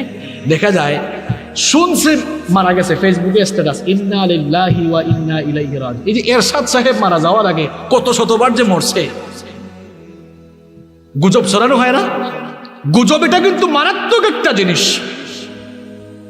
এই যে কিছুদিন আগে কুমিল্লায় একটা ঘটনা ঘটলো, এটা কি আমরা সবাই চাই বলেন? সাম্প্রদায়িক সম্প্রীতি আমরা চাই, আমরা এই দেশে দাঙ্গা হাঙ্গামা চাই না। আপনারা চান? রে বাপ রে বাপ, ঘটনা ঘটছে কুমিল্লায়, মানুষ খুন হয়ে গেছে চাঁদপুরে। শোনেন ভাইরা, রাগ করিয়েন না, ঠান্ডা মাথায় বুঝেন। বলেন তো কুমিল্লায় হয়েছে ঘটনা, কারণ পেকুয়ায় আপনারা যদি মন্দির ভাঙ্গাভাঙ্গি করেন, এটা কি ইসলামের শিক্ষা নাকি ইসলামের বিপরীত কাজ? এই কাজটা কেন করেন? এটা কোন আলেম শিখাইছে আপনাদেরকে? এই দেশে সরকার আছে না নাই? প্রশাসন আছে না নাই? সরকার প্রশাসন ব্যবস্থা নিবে, তদন্ত করবে। এখন বলবে হুজুর আমার তো ঈমান আছে, জিনিসটা দেখতে ভালো লাগে। অবশ্যই আপনি আপনার ঈমানি জায়গা থেকে প্রতিবাদ জানাবেন, কিন্তু সেটা শালীনতার সাথে না অশালীনতার সাথে। আপনার মন চাচ্ছে হুজুর ভালো লাগতেছে না, একটু রাস্তায় দাঁড়িয়ে বলি, ওকে বলেন, শান্তভাবে দাঁড়িয়ে থাকেন। পুলিশের ভাইরা আসলে বলেন, ভাইরা একটু সহযোগিতা করেন, কিছুক্ষণ দাঁড়াইয়া বলে আমরা চলে যাব। পুলিশ বাধা দিবে? পুলিশকে হামলা করলেন, সরকারি বাসভবনে হামলা চালালেন, মন্দির ভাঙলেন, হিন্দুদের ঘরে আগুন লাগালেন। এমন শিক্ষা কে দিয়েছে আপনাকে? আমার ইসলাম এত সুন্দর, আল্লাহ বলেছেন খবরদার অন্য ধর্মের উপাস্যকে গালি দিও না, কারণ তুমি গালি দিলে সেও দেখবা তোমার রবকে গালি দিয়ে দিবে। যেন ইসলাম বলছে যেখানে মুসলমানরা থাকবে, মুসলমানদের সমাজে বা দেশে অমুসলিমরা থাকলে তাদেরকে নিরাপত্তা দেওয়া এটা মুসলমানদের ঈমানি দায়িত্ব। তবে ত্রিপুরায়, ভারতের ত্রিপুরায় বর্তমানে যা ঘটছে এটা আমরা কাম্য না, এটা আমরা চাই না। আমরা শালীন ভাষায়, সুন্দর ভাষায় বলতে চাই, হিন্দু, বৌদ্ধ, মুসলিম, খ্রিস্টান সবাই এই পৃথিবীতে বাস করবে, কেউ কারো ধর্ম নিয়ে কোনো কথা বলবে না। আমারটা আমি বলবো, আপনারটা আপনি বলেন, কিন্তু কারো বিরুদ্ধে বিদ্বেষ, ঘৃণা ছড়ানো যাবে। আচ্ছা বলেন তো, আমরা কোনো আলেমরা কোনো ঠাকুরকে গালি দিয়েছি? আমি বলি নাই, অন্তত আমি কখনো কোনো ঠাকুরকে গালি দেই নাই। বৌদ্ধদের যে গৌতম বুদ্ধ আছে, আমরা গালি দেই, আমরা কার্টুন আঁকি, কিন্তু তোমরা পাইছোটা কি? কয়েকদিন পর পর নবীজিকে নিয়ে কার্টুন আঁকো। এখন আপনারা দেখছেন সোশ্যাল মিডিয়ায় ত্রিপুরায় নবীজিকে আজে বাজে ভাষায় গালিগালাজ করা হয়েছে। আমরা কি এটা চাই? আমরা এটা চাই না। এজন্য আমরা এখন, তারা গালি দিয়েছে বলে এখন আমরাও কি বাংলাদেশে বলে শ্রীকৃষ্ণকে গালি দিব? আমার ইসলাম এটা শেখায় না। তুমি গালি দিয়েছ, আমরা তোমাকে গালি দিব না, আমরা বলবো সত্যের দিকে ফিরে আসো। আর সবচেয়ে বড় কথা হলো, আমাদের মুসলমানদের একটা স্বভাব হলো, আপনারা বলেন তো, এই দেশে এই যে কুমিল্লায় এবং রংপুরে বিভিন্ন জায়গায় সাম্প্রদায়িক দাঙ্গা বা হিন্দু ভাইদের উপরে আক্রমণ হয়েছে, আমরা এটার প্রতিবাদ জানিয়েছি নাকি জানাই নাই? বাংলাদেশি একমাত্র রোজা আর পূজা একসাথে সম্ভব, ঠিক কি না? আমার বাড়ি সিলেটে অনেক জায়গায় আমি দেখেছি মসজিদ মন্দির মুখামুখি, কোনোদিন দাঙ্গা হাঙ্গামা হয় নাই, হবেও না ইনশাআল্লাহ। আমার মনে হয় এটা আলাদা কেউ আছে, আলাদা কোনো গোষ্ঠী যারা বাংলাদেশের শান্তি সম্প্রীতির এই বন্ধনকে নষ্ট করতে চায়। আমরা সরকারকেও বলবো, এদেরকে ধরেন। যদি সে মুসলমান হয়, যদি কেউ হিন্দুদের মন্দির পুরায়, যদি কেউ হিন্দুদের মন্দিরে আগুন লাগায়, প্রতিমা ভাঙচুর করে, সে যদি মুসলমান হয়, তাকে কাপড় খুলে অন্তত 24 ঘন্টা পেটানো হোক, যেন আর এই ধরনের কাজ করার সাহস না করে। মুসলমান হইলেও তাকে পিটাইতে হবে, এমন সাহস কে তোমাকে দিয়েছে? হিন্দু ভাইদেরকেও আমরা বলতে চাই, ভাই আমাদের মনটা যেমন উদার, আপনাদের মনটাও উদার করেন। এই যে ভারতে এখন মসজিদ পুরানো হচ্ছে, আমরা মিডিয়ায় দেখছি, আপনারা কিছু বলছেন না, আপনারা বলেন যেটা ঠিক না। আমরাও যেমন আপনাদের উপরে আঘাত আসলে আমরা কথা বলি, আপনারাও কথা বলবেন, তাহলে এই সম্প্রীতির বন্ধন ঠিক থাকবে ইনশাআল্লাহ। আল্লাহ আমাদেরকে বুঝার তৌফিক দান করেন। তো বলছিলাম, শোনা কথা বলে বেড়ান, শুনছে মারা গেছে, ফেসবুকে দিয়ে দিছে। আল্লামা আহমদ শফি রাহিমাহুমুল্লাহ, তিনিও চলে গিয়েছেন। তিনি সহ বাংলাদেশের যত হক্কানি উলামায়ে কেরাম, যত ওলিয়া উলিয়া বিদায় হয়েছেন, যারা ইসলামের খেদমত করেছেন, আল্লাহ সবাইকে মাফ করেন। তো বলছিলাম যে কথা, অনেক মানুষ মারা যায় না, আমরা তাকে মেরে ফেলি, শোনা কথা বলে বেড়াই। শুনছো, আমাদের মেম্বার সাহেব কিন্তু এই কথা বলছে, শুনছে, যাচাই করে নাই। শুনছো, ওই হুজুর কিন্তু এই কথা বলছে, আমরা কিন্তু শুনে শুনে ফতোয়া দিই, আছে না নাই? আল্লাহ নবী বলেছেন, কাফা বিল মারই কাযিবান আইয়ুহাদ্দিসা বিকুল্লি মা সামিআ। একজন মানুষ মিথ্যাবাদী হওয়ার জন্য এতটুকুই যথেষ্ট যে সে যা শুনবে তা বলে বেরাবে। আর যখন আপনি যাচাই বাছাই না করে অ্যাকশন নেবেন, সেখানে গন্ডগোল ঘটার সম্ভাবনা আছে না নাই? একটা ঘটনা মনে পড়ে গেল, খুব ছোট্ট ঘটনা বলবো আপনাদেরকে। উম্মুল মুমিনিন জুরাইরিয়া রাদিয়াল্লাহু আনহার পিতা হারেস বিন দিরার ইসলাম কবুল করলেন। নবীজি বললেন, ইসলাম কবুল করেছো, ইসলামের সব বিধান মানবা, যাকাতও দিবা। হারেস বিন দিরার বললেন, ওগো আল্লাহর নবী, আমি আমার এলাকায় চলে যাই, আমার সব লোকদেরকে বলি তারাও যেন যাকাত দেয়। আমরা যাকাতের অর্থগুলোকে একত্রিত করে একটা নির্দিষ্ট ডেটে আপনার কাছে দিয়ে দিব। নবীজি বললেন, অমুক তারিখে আমি প্রতিনিধি পাঠাবো, আমার প্রতিনিধির কাছে তোমরা দিয়ে দিবা। তিনি তার এলাকায় চলে গেলেন, সবার কাছ থেকে যাকাত সংগ্রহ করে অপেক্ষা করলেন, কিন্তু নবীজির কাছ থেকে কোনো প্রতিনিধি আসে নাই। ওইদিকে নবীজি প্রতিনিধি ঠিকই পাঠিয়েছেন, কিন্তু প্রতিনিধি যাকে পাঠানো হয়েছিল, ওয়ালিদ বিন উকবা, তিনি মাঝপথে এসে মনে করলেন, আমার তো ওই বংশের সাথে জাহিলি যুগে দ্বন্দ্ব ছিল, এখন তাদের সামনে গেলে তারা আমাকে সুযোগ পেয়ে হত্যা করে ফেলতে পারে। তিনি মনে মনে ভাবলেন, আমি যাব না। নবীজিকে গিয়ে বললেন, ওগো আল্লাহর নবী, এরা যাকাত দিতে অস্বীকৃতি জানিয়েছে, পাশাপাশি আমাকে হত্যা করার মনস্থ করেছে। আর ওইদিকে কোনো প্রতিনিধি আসে নাই বলে অপেক্ষা করতে করতে ডেট চলে গিয়েছে। তিনি বললেন, হারেস বিন দিরার বললেন, সবাই আমার কাছে দাও, আমি নিজেই নিয়ে নবীজির কাছে যাব। মনে হয় নবীজি প্রতিনিধি পাঠাতে ভুলে গিয়েছেন, কিন্তু আমাদের উচিত হলো আমরা এখন নিয়ে যাওয়া। ওইদিকে ওয়ালিদ বিন উকবা বললেন, আমাকে তারা মেরে ফেলতে চেয়েছিল, তিনি না গিয়ে নবীজিকে বললেন মেরে ফেলতে চেয়েছিল, জাকাত দিতে অস্বীকৃতি জানিয়েছে। নবীজি তখন ইসলামের বীর সেনানী খালেদ বিন ওয়ালিদকে বললেন এক্ষুনি একটা সামরিক বাহিনী নিয়ে সেখানে অভিযানে যাও, যুদ্ধে যাও। খালেদ বিন ওয়ালিদ আপনারা জানেন তার নাম সাইফুল্লাহ, তিনি এবার তার বিশাল একটি সামরিক বাহিনী নিয়ে সেখানে রওনা করলেন যুদ্ধের জন্য। মাঝপথে গিয়ে এবার হারিস বিন দিরারের সাথে সাক্ষাৎ হলো। হারিস বিন দিরার তখন বললেন কার উদ্দেশ্যে যাচ্ছ, কাদের উদ্দেশ্যে যুদ্ধের জন্য যাচ্ছ? ওয়ালিদ বিন উকবা বললেন কার উদ্দেশ্যে, মানে তোমাদের সাথেই তো যুদ্ধ করার জন্য যাচ্ছি। তিনি বললেন কি অপরাধে, কেন আমাদের সাথে যুদ্ধ করতে যাচ্ছ? তিনি বললেন নবীজির পাঠানো প্রতিনিধিকে তোমরা হত্যা করতে চেয়েছো, যাকাত দিতে অস্বীকৃতি জানিয়েছো। তিনি বললেন আল্লাহর কসম নবীজির প্রতিনিধি আমাদের কাছে যায়ও নাই, আমরাও তাকে হত্যা করতে চাই নাই। খালিদ বিন ওয়ালিদ তখন বললেন কি বলো, তাহলে চলো আমার সঙ্গে নবীজির কাছে চলো। নবীজির কাছে যাওয়ার পরে তিনি বললেন ওগো আল্লাহর নবী, আপনার এই প্রতিনিধি আমাদের কাছে যায়ও নাই, আমাদের কাছে যাকাতও চায় নাই। নবীজি তখন ওয়ালিদ বিন উকবাকে বললেন কি ব্যাপার, তুমি না গিয়ে আমাকে বললে কেন? তখন তিনি বললেন ওগো আল্লাহর নবী, আমি মনে করেছিলাম সেখানে গেলে তারা হত্যা করতে পারে, এই জন্য আমি আপনাকে এসে এই কথা জানিয়েছিলাম। আল্লাহ তাআলা সঙ্গে সঙ্গে সূরা হুজুরাতের আয়াত নাজিল করলেন 6 নম্বর আয়াত।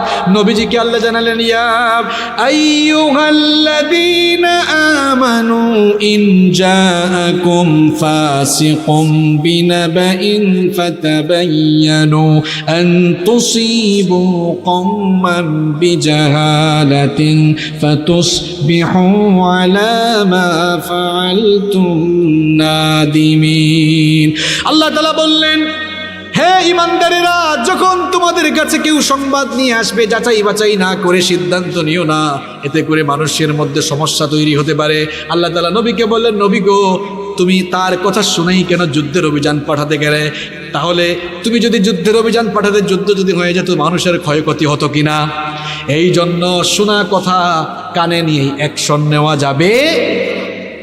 শুনছে আরেকজন বলছে ভাই আপনার বউ কিন্তু এরকম, বুকে তালাকও দিয়ে দিছে, এরকম বহু আছে। শোনা কথা বিশ্বাস করেন কেন? নিজে একটু যাচাই বাছাই করবেন। শোনা কথা মুখ দিয়ে বললে জবানের হক নষ্ট হয়, আর জবানের হক নষ্টকারীরা জান্নাতি নাকি জাহান্নামী? মানুষ তার জবানের অপব্যবহার কেমনে করছে, 8 নম্বর পয়েন্ট বলছি। এই জবান দিয়ে সে মানুষকে নিয়ে ঠাট্টা উপহাস করছে। আমাদের মধ্যে অনেকেই দেখা যায় জবান দিয়ে মানুষকে নিয়ে ঠাট্টা মস্করা করে। কিরে আবুল, হ্যাঁ মফিজ, মানুষকে আবুল বলে আছে নাকি আপনাদের এলাকায়? আবুল বলে। এই যে আপনি মানুষকে নিয়ে ঠাট্টা উপহাস করেন, নিজের জবানের হক আপনি নষ্ট করছেন, এরকম কাজ করা যাবে না। 9 নম্বর, আমরা এই জবান দিয়ে মানুষের নাম ব্যঙ্গাই। তার বাবা নাম রেখেছে আবুল কালাম, বলে কিরে কালামিয়া। বাবা নাম রেখেছে আব্দুল সালাম, কয় কিরে সালামিয়া। এরকম আছে আপনাদের এলাকায় এরকম নাম ব্যঙ্গায় মানুষের? আল্লাহ তাআলা বলেছেন বিসাল ইসমুল ফুসুকু বাদাল ঈমান, ঈমান আনার পরে মানুষকে মন্দ নামে ডাকা এটা কুফরি কাজ। ওয়ালা তানাবাজু বিল আলকাব, মানুষকে মন্দ নামে ডেকো না, আমরা ডাকবো ইনশাআল্লাহ। আল্লাহ তৌফিক দান করেন। নাম্বার 10 নম্বর, মানুষ তার জবানের অপব্যবহার করছে। মানুষ তার এই জবানের অপব্যবহার করছে মানুষকে অপবাদ দিয়ে। আমরা এখন অপবাদ দিতে দিতে আলেম ওলামাদেরকেও এমন অপবাদ দেয়, আমরা দেখা যায় যুগের পর যুগ যারা কোরআনের সুমহান বাণী গোটা বিশ্বময় ছড়িয়ে দিয়েছেন, অপবাদ দিতে দিতে তাদেরকেও আমরা ধর্ষণকারী আর লুণ্ঠনকারী বানিয়ে দিয়েছি। জবানের হক আপনি নষ্ট করছেন, জবানটাকে নাপাক করে ফেলেছেন। আমার বাবারা ভাইরা, জবানের হক এভাবে নষ্ট করলে যাওয়া লাগবে কোথায়? এবার আসেন, আমরা আর 10-12 মিনিট কথা বলবো। কষ্ট হচ্ছে আপনাদের? এতক্ষণ বলছি জবান দিয়ে কেমনে মানুষ গুনাহের পাহাড় কামায়। কয়টা পয়েন্ট বলছি? আরো আছে। এক কথায় আমরা বললাম যে জবান দিয়ে আমরা নাপাক কোনো কথা বলবো না, জবানের হক নষ্ট করবো না। একই জবান দিয়ে দেখেন কেমনে মানুষ এবার নেকির পাহাড় তৈরি করে। আমরা এই জবান দিয়ে গুনাহের পাহাড় কামাই করতে চাই নাকি নেকির পাহাড়? কারা কারা জবান দিয়ে আমরা নেকির পাহাড় কামাই করতে চাই? দুহাত তুলে আল্লাহকে দেখান তো। মাশাআল্লাহ, লিল্লাহি তাকবীর। হাতগুলো নামান, আল্লাহ কবুল করেন। 1 নাম্বার, আপনি আপনার জবান দিয়ে দেখেন নেকির পাহাড় কেমনে আপনি কামাই করতে পারেন। কালামের আগে সালাম দিবেন, এই জন্য বলা হয় আসসালামু ক্বাবলাল কারোর সাথে কথা বলবেন আগে সালাম দিয়ে দেন, খবরদার সালাম নেওয়ার অপেক্ষা করবেন না। এখন আমরা সালাম নেওয়ার অপেক্ষা করি, কিন্তু নবীজিকে কেউ কোনোদিন আগে সালাম দিতে পারে? সালাম দিলে মানুষের 4টা লাভ হয়। যে ব্যক্তি সালাম দিবে তার 4টা উপকার হয়। জুড়ে বলেন কয়টা? সালাম দিলে লাভ আছে, কোনো ক্ষতি নাই। আর লাভ কয়টা? সালামের 1 নাম্বার লাভ হলো সালামের মাধ্যমে মানুষ নেকি অর্জন করতে পারে, সওয়াব হয়। বলবেন হুজুর কেমনে সওয়াব হয়? এবার সওয়াবের কথা শোনাচ্ছি। নবীজি বলেছেন, কেউ যদি সালাম দেওয়ার সময় আসসালামু আলাইকুম বলে, ফেরেশতা আমলনামায় 10টা নেকি লিখে। আর কেউ যদি কষ্ট করে সালামটা আরেকটু লম্বা করে আসসালামু আলাইকুম ওয়া রাহমাতুল্লাহ পর্যন্ত বলে, ফেরেশতা আমলনামায় 20টা নেকি লিখে। আর কেউ যদি আরেকটু কষ্ট করে সালামটাকে আসসালামু আলাইকুম ওয়া রাহমাতুল্লাহি ওয়া বারাকাতুহু পর্যন্ত বাড়িয়ে দেয়, ফেরেশতা আমলনামায় 30টা নেকি লিখে। তাহলে আপনি আসসালামু আলাইকুম ওয়া রাহমাতুল্লাহি ওয়া বারাকাতুহু এতটুকু পর্যন্ত সালাম দিলে এক সালামে কয় নেকি? 30 নেকি। ডেইলি যদি 100 জন মানুষকেও সালাম দিতে পারেন, আসেন একটু অঙ্ক করি, 100 গুণ 30 কত হইল? 3000। সুবহানাল্লাহ। কত? এক সালাম দিই নাকি? কিন্তু আমরা সালাম দেই না, অপেক্ষা করি। চৌরাস্তার মোড়ে দাঁড়িয়ে আছি, সালাম দিল না। যুবক কেন সালাম দিল না? এই তোর বাপের নাম কি রে? তোর বাপকে আদব কায়দা শিখায় নাই? এই কথা না বলে আপনি যদি হে সালাম দেন, আপনি সালামটা দিতেন, দেখতেন 2টা লাভ হইতো। 1 নাম্বার, আপনি অহংকার মুক্ত হলেন। সালাম দিলে মানুষ কি হয়? অহংকার মুক্ত হয়, সওয়াব পাইলেন। 2 নাম্বার যে লাভ হইতো, এই যুবকগুলো শিক্ষা পাইতো, বাপ চাচাকে সালাম দিলাম না, কিন্তু চাচা আমাদেরকে সালাম দিয়ে দিল। পরের দিন আপনাকে দেখলে বা পরে কোনো সময় পাইলে বন্ধুদেরকে বলবে, দোস্ত রেডি থাক, এই চাচা কিন্তু সাংঘাতিক, আগে সালাম দেয়, রেডি থাক, আসলেই সালাম দিবি। তাহলে বাবা আপনার 1 সালামে কতটা লাভ হইল? আপনি যদি ধমক না দিয়ে সুন্দর করে বলতেন, এখন আমরা ঊর্ধ্বতন যারা আছি অধস্তন থেকে সালাম পাইতে চাই, আমি প্রিন্সিপাল, আমি কেন সালাম দিব? তা আপনি সালাম দিলে কি হয়েছে? নবীজি তার ঘরের চাকরকে সালাম দিয়েছেন। নবীজির ঘরের খাদেম ছিলেন আনাস বিন মালিক। তিনি বলছেন, কোনদিন নবীকে আগে সালাম দেওয়ার সুযোগই আমার হয় না। সুবহানাল্লাহ। তাহলে সালামের 1 নাম্বার লাভ কি হয়? সওয়াব হয়। আপনারা যারা হাই হেই, এখন তো বের হয়েছে হাই হ্যালো হেই, এই হাই হ্যালো হেই বললে সওয়াব হয়? ওয়েস্টার্ন কালচার প্র্যাকটিস করছি। আমরা বলি হাই গুড মর্নিং। এখন সকালবেলা বউর সাথে ঝগড়া করে আসছে, আপনি বলছেন গুড মর্নিং, আপনাকে কাছে বাইরে বলতে হয়, কানের পাশে থাপ্পড় দিব, বেটা এটা গুড মর্নিং আমার জন্য না ব্যাড মর্নিং। কিন্তু মন যতই খারাপ থাকুক, সালাম দিলে কি মন খারাপ করবে নাকি? এজন্য সালামের 1 নাম্বার ফায়দা হলো নেকি হবে। সালামের 2 নাম্বার লাভ হলো সালামের মধ্যে দোয়া আছে না নাই?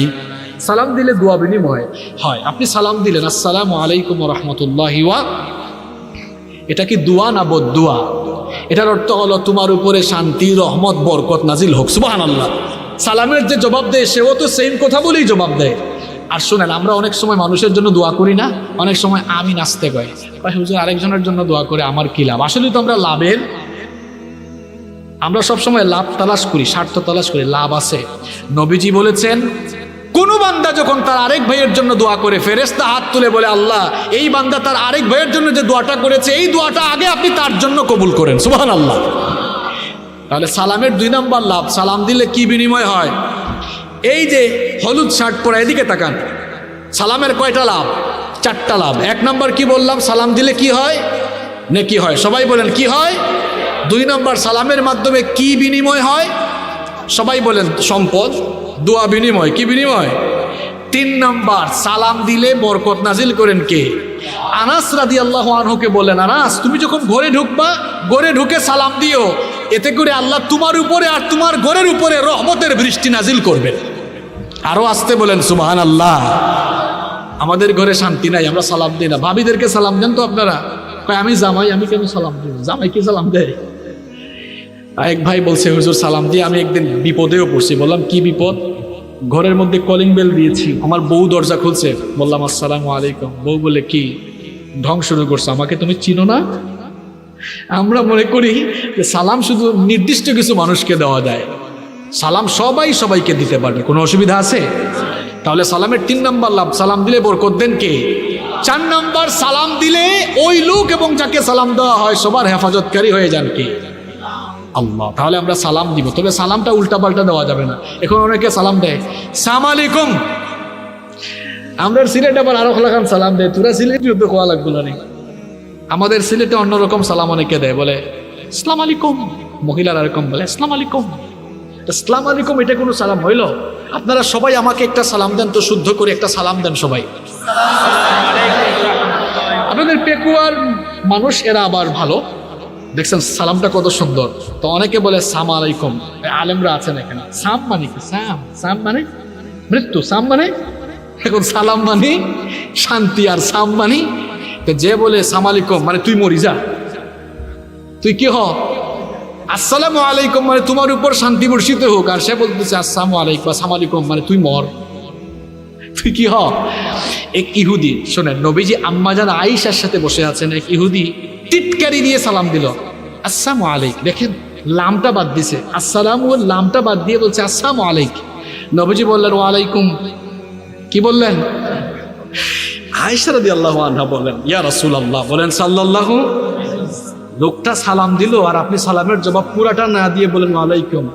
নবীজি বলেন আয়েশা তুমি তো জানো না সে কেমন টিটকারি মারছে। সে বলছে আসসালামু আলাইকুম মানে মুহাম্মদ তুমি মরে যাও, আমি বলছি ওয়া আলাইকুম, আমার জন্য যা তোর জন্য তা। এই জন্য অমুসলিম ভাইরা আপনাকে সালাম দিলে সালামের উত্তর দিবে না। যেমন আমার সাথে অনেক হিন্দু ভাইদের সম্পর্ক আছে না, থাকতে পারে পরিচয়, তারা অনেক সময় সালাম দেয়।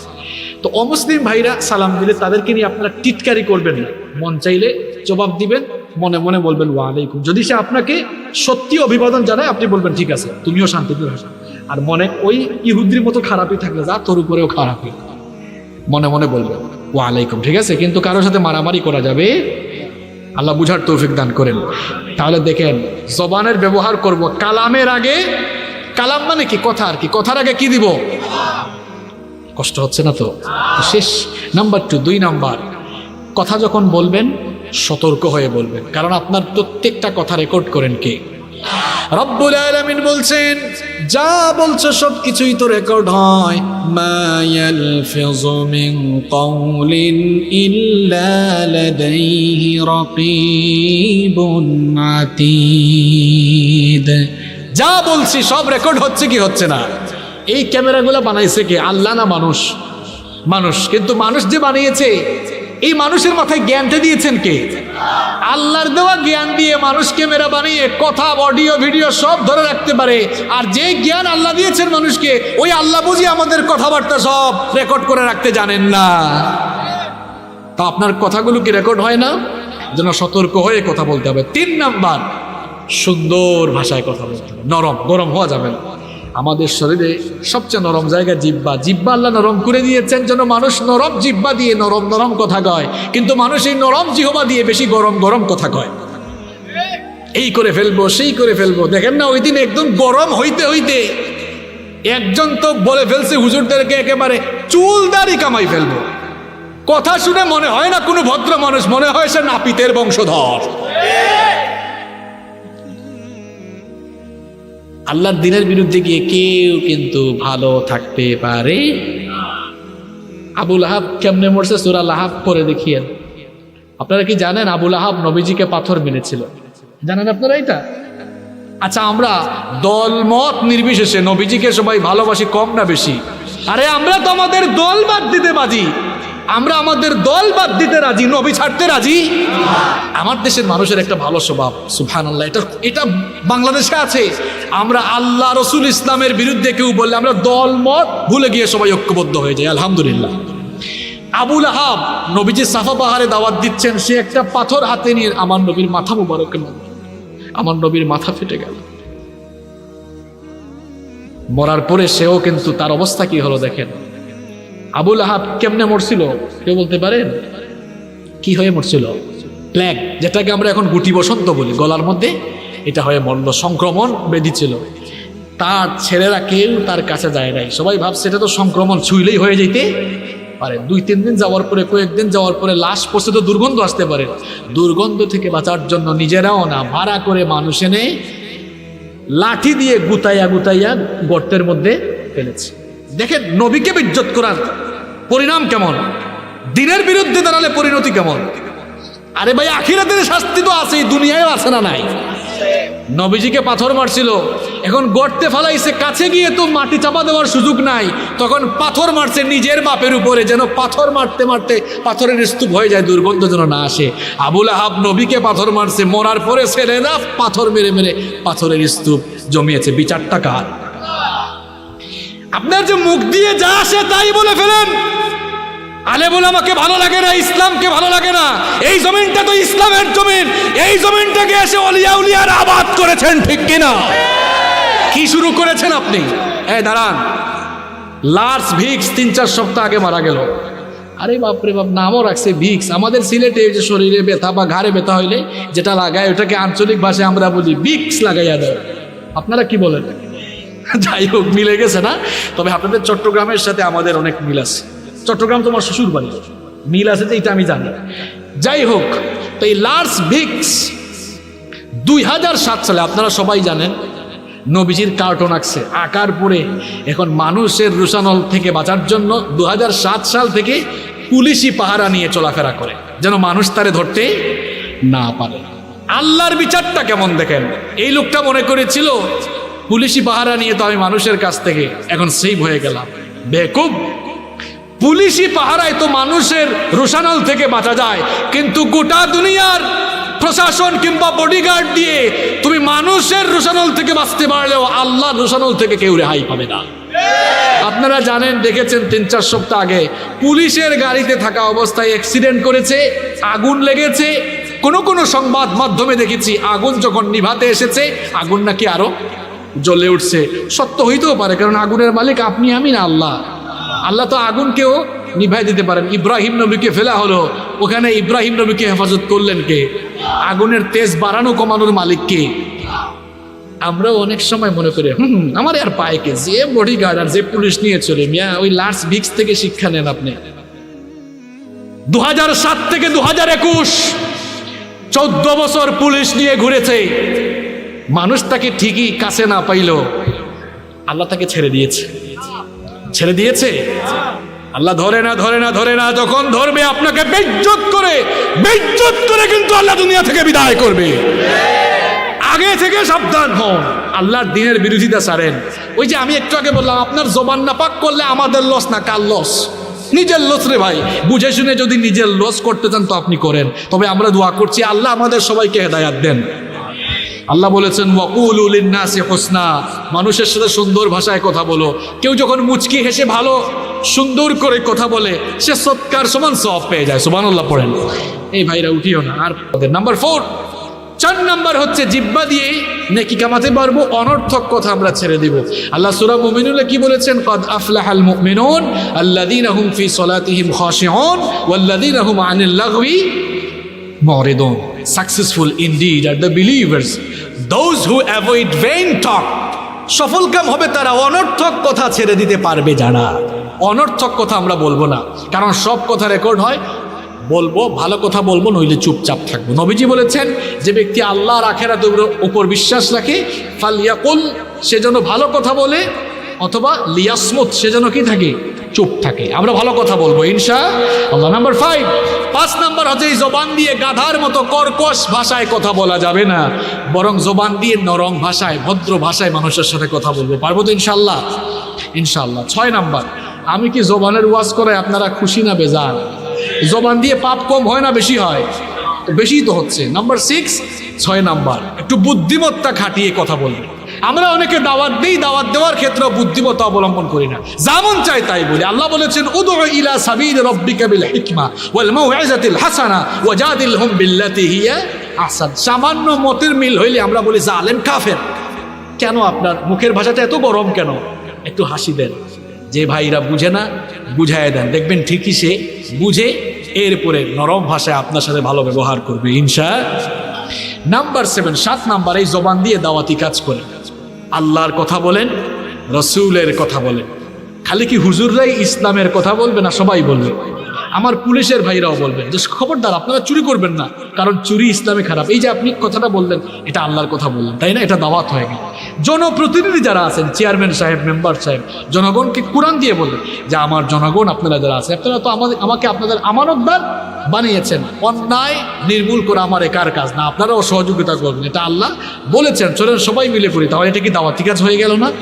আমরা চাইলে সবাই সবার জায়গা থেকে দাওয়াতি কাজ করতে পারি কি পারি না? শুধু হুজুররা কেন করবে?